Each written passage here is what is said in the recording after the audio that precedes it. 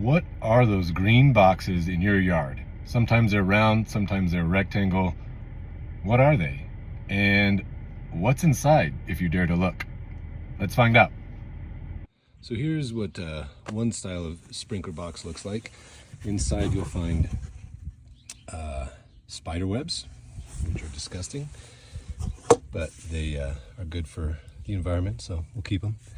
But this is a PVC manifold. It's been glued, and then you have the valves going off that direction and these coming off here. We have 6 valves in this valve box, and looking closer you can see that this particular one is a hunter valve. This is the body right here, a bleeder valve. You got a pressure regulator, and then the solenoid right here. Now this is what turns the valve on from the clock. So the clock sends a signal to this, and it turns the valve on here, and we'll get more into that later. But this is a basic layout, one style of manifold that uses PVC in the valve box. So here is another valve box with a different type of manifold that connects the valves together to the main line. This is a swivel manifold. You can see that these are a little bit different than the PVC ones. So this right here actually spins, and there is a rubber gasket inside that seals it to the valve. So these are a lot easier to get on and off and to do repairs on. You can also see there's a couple of different valves here. This valve is a Rainbird DV100. It's a very common 1-inch valve. You can see the solenoid up here at the top. The wires go into it. The bleeder valve right here. But this one is a little bit different because it has a filter right here, and underneath this dirt is a regulator, a pressure regulator. This valve is used for drip systems. So this is what one of those swivel manifolds look like.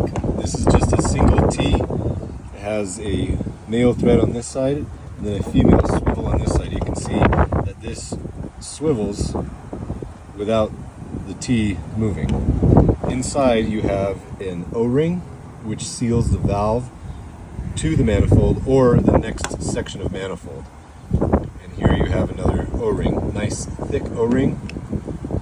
It allows for a little bit of flex as opposed to PVC, and it's a lot easier to repair the valves in the valve box. So here's another setup.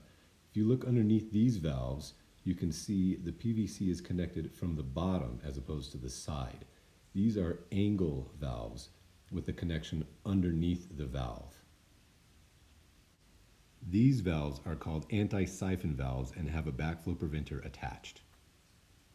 Here is another example of a manifold with different valves in it. And this one has a copper manifold with several different types of valves. This valve box is a PVC manifold, but it has Weathermatic valves. These are slightly different. These also have the solenoid. You can see the wires going in there, and a pressure regulator here. But there's no bleeder valve. This switch right here turns the valve on or off manually. So I'll turn it on right now. Now this valve is on manually, you can hear it. And if I want to turn it off, now it's off.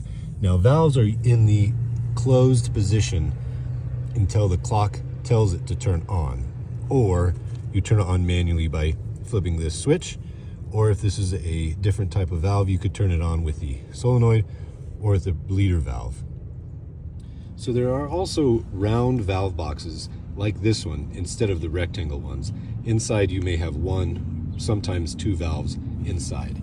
This one you can just lift up like that. So let's take a look at a few different types of valves in different brands. So here we have the Rainbird DV100. We saw that earlier. This is a female by female, and it's a 1-inch. Here is the Hunter. This is a PGV.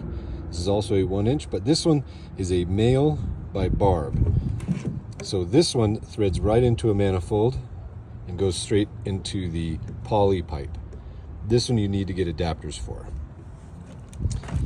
Here is a Weathermatic, a affectionately called the silver bullet.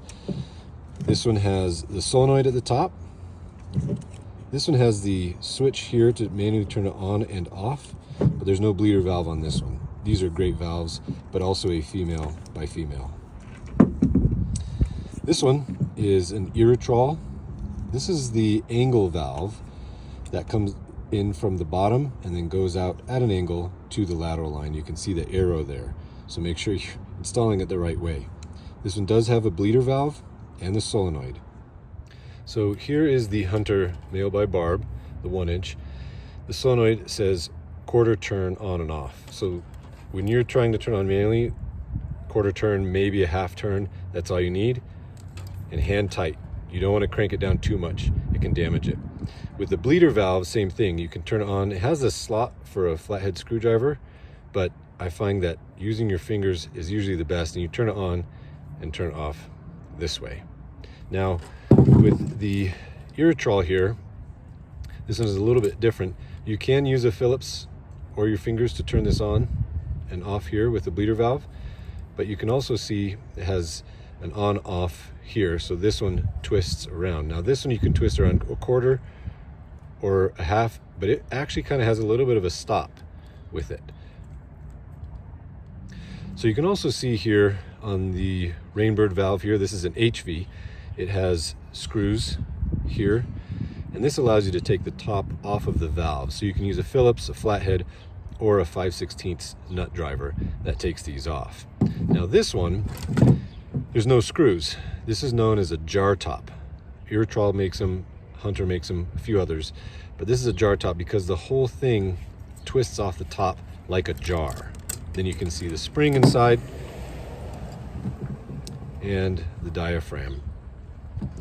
And this one, you can take this diaphragm out and see inside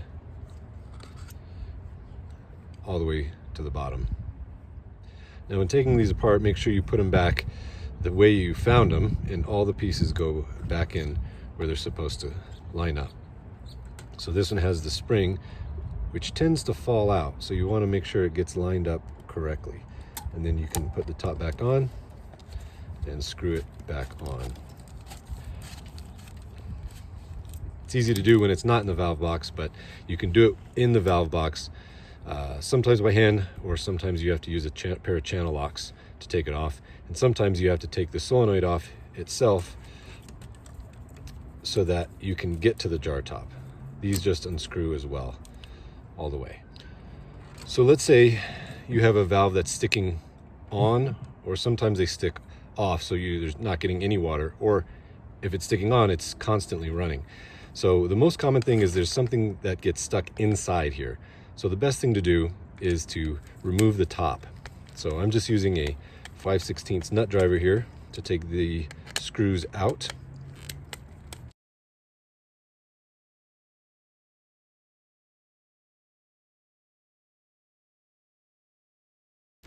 Okay, so now these are all loose. Sometimes they'll pull out and you have to be careful not to lose them. Sometimes they don't. These are designed not to fall out. So then you can take the top off. You can see the diaphragm in here. Now notice as you take it off, there's a little section right here that where the solenoid lines up. So you take this out, and if you've got something stuck inside, you'll see it usually down here in the middle. Sometimes it can be a rock, it can be a piece of plastic. I've heard of crazy things like matchbox cars getting stuck inside, or even rodents, bugs can get inside. So what you do is when this is off, then you turn the system on, flush it out, it pushes all the debris out, then turn the system back off again and put everything back the way that you found it.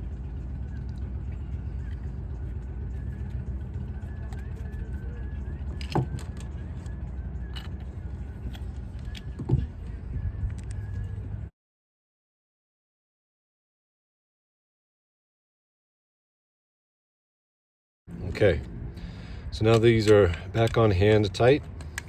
You don't want to over tighten them, but they are nice and snug. So then you go back, turn the water on, and that should take care of the problem. So that was a quick introduction to valve boxes, manifolds, and valves themselves. Hopefully you enjoyed it. The next video, we're going to talk about the connections that you can make. Now, I know a lot of people say you can put heat on the connections when you're making them to make them easier, but is that a good idea? Let's find out in the next video.